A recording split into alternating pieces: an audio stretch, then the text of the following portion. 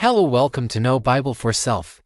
Today we are unmasking one of the Bible's most thrilling and theologically significant narratives, the life of Queen Esther, an epic story of courage, providence, and divine reversal.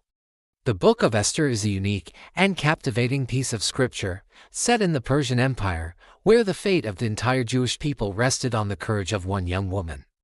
What makes this book extraordinary is that the name of God is never once mentioned, yet His presence is so profoundly felt in every seemingly chance event that the entire story becomes the ultimate textbook on divine providence, God's invisible hand perfectly steering history.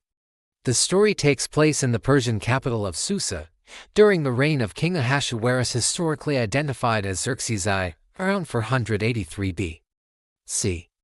Part 1. The setting the stage from disgrace to destiny. Esther 1-2. The narrative begins with a vacuum in the palace that only a Jewess could fill, setting up the framework for God's unseen plan. 1. The disgrace of Queen Vashti. King Ahasuerus, while throwing a magnificent, 6-month-long banquet, commanded his beautiful Queen Vashti to appear before his guests to showcase her beauty. Vashti, for reasons of dignity or protocol, refused the command. The reaction: the king's advisors, fearing that Vashti's disobedience would inspire rebellion in all Persian wives, convinced the king to depose her immediately and issue a decree that all women must respect their husbands. The vacuum, the deposition of Vashti, created a vacancy for a new queen, setting the stage for the entry of our heroine. The moral lesson here is that God often uses the failures and even the sins of men to open the door for His divine purpose. 2. The Jewish orphan Hadassah. The search for a new queen began with a massive beauty pageant across the empire. Among the contestants was a young Jewish orphan named Hadassah, who was being raised by her older cousin, Mordecai. Mordecai's counsel, Mordecai, who worked as an official at the king's gate, instructed Hadassah to hide her Jewish identity. She took the Persian name Esther, meaning star. This seemingly practical act of concealment would prove critical for her survival and later success. Esther's rise. Esther found favor in the eyes of everyone, especially the chief eunuch, Haggai. After a year of preparation, she was brought before the king and immediately won his favor. She was crowned Queen of the Persian Empire. This is the first great insider secret of the story. God placed His agent in the highest position of power, completely unknown to the empire and the enemy. Part 2. The coincidence and the conspiracy. Esther 2-3. The next events are seemingly minor, yet they are the essential cogs in the wheel of God's providence, setting up the final, dramatic reversal. 3.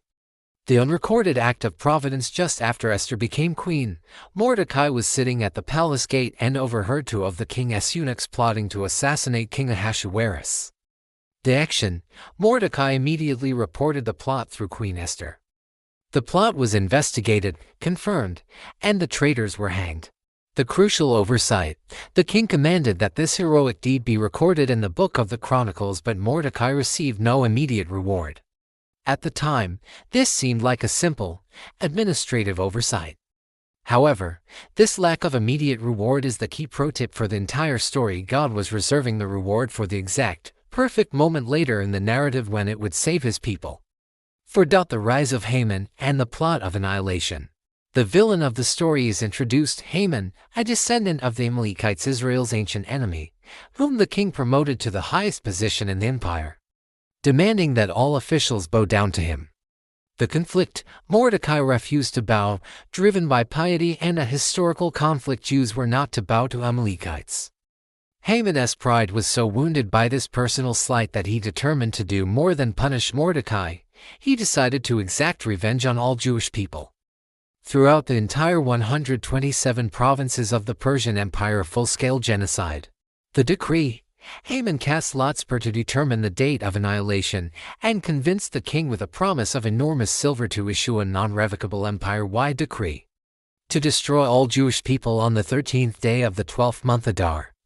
Haman's scheme was executed with the full authority of the king, sealed with the king's signet ring. Part 3. The crisis and the counsel. Esther, for Mordecai and the Jewish people, were thrown into despair.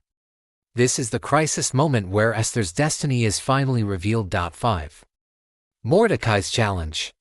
Mordecai, clothed in sackcloth, sent a message to Esther, begging her to intervene with the king. Esther initially recoiled, citing the deadly Persian law: anyone who approached the king without being summoned faced immediate death, unless the king extended his golden scepter. Esther had not been called to the king's presence in 30 days, suggesting she was already out of favor. The fear. Esther's response was understandable human fear. She was a queen, but she was not safe. The pivotal challenge. Mordecai sent back the most famous and challenging words in the book: "Do not think that in the king's palace you will escape any more than all the other Jews. For if you keep silent at this time, relief and deliverance will rise for the Jews from another place, but you and your father's house will perish. And who knows but that you have come to the kingdom for such a time as this?" This is the central moral lesson of the book. God's plan for deliverance is certain, but Esther had to choose whether she would participate in it. Mordecai challenged her to realize that her royal elevation was not for personal luxury, but for divine mission. 6. The courageous decision. Esther accepted the challenge. She instructed Mordecai, "The 3-day fast. Go, gather all the Jews who are present in Susa, and fast for me, neither eat nor drink for 3 days, night or day. My maids and I will fast likewise." This act of unified fasting and prayer substitutes for the lack of explicit mention of God in the text, demonstrating the entire community's dependence on divine intervention. The final vow: "And so I will go to the king, which is against the law, and if I perish, I perish." This is the ultimate declaration of courageous faith, a willingness to risk everything for the sake of God's people. Part 4. The Divine Reversal. The Night of Coincidence. Esther 5-7. The climax involves a series of divinely timed events that appear to be mere chance, but which brilliantly expose the hand of God. 7. The Royal Feast and Haman's Pride. Esther risked her life and was accepted by the king. She didn't reveal the plot immediately but invited the king and Haman to a private banquet, then a second banquet the following night. Haman left the first banquet full of pride, bragging about his honor, yet still seething because Mordecai refused to bow. His wife advised him to prepare a gallows 75 feet high upon which to hang Mordecai the next morning. 8. The sleepless night. The ultimate coincidence. This is the pinnacle of the book's providence.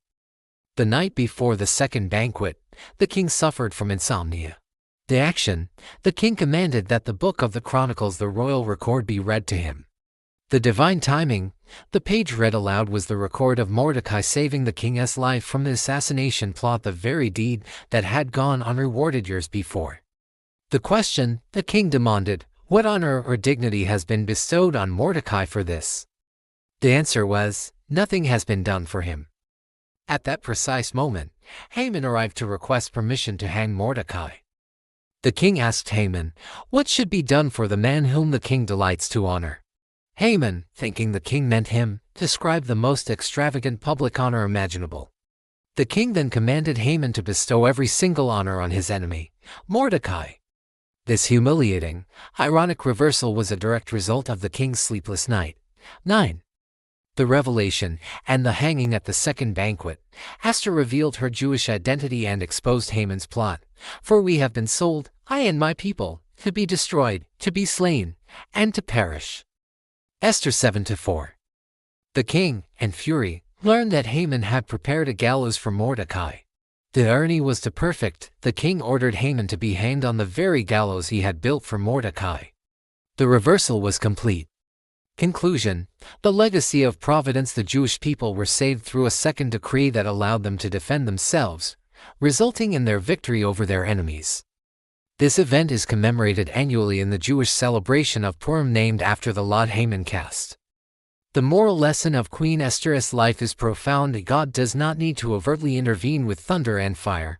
He simply needs a willing heart and a sleepless king. Providence: the series of coincidences: Vashti's disgrace, Esther's secrecy, Mordecai's delayed reward, Haman's arrogance, the king's insomnia, and the reading of the exact chronicle all converge perfectly to save Israel. God's providence means He is actively involved in the small, unseen details of your life. Courage: Esther's choice to risk her life. "If I perish, I perish," is the ultimate model of faith-driven courage. If this deep dive into Esther has encouraged you to trust in God's perfect timing and act with courage in your calling, Please hit the like button and subscribe to Know Bible for Self. What coincidence in your life can you now recognize as God's divine providence? Let me know in the comments below. Thank you for watching.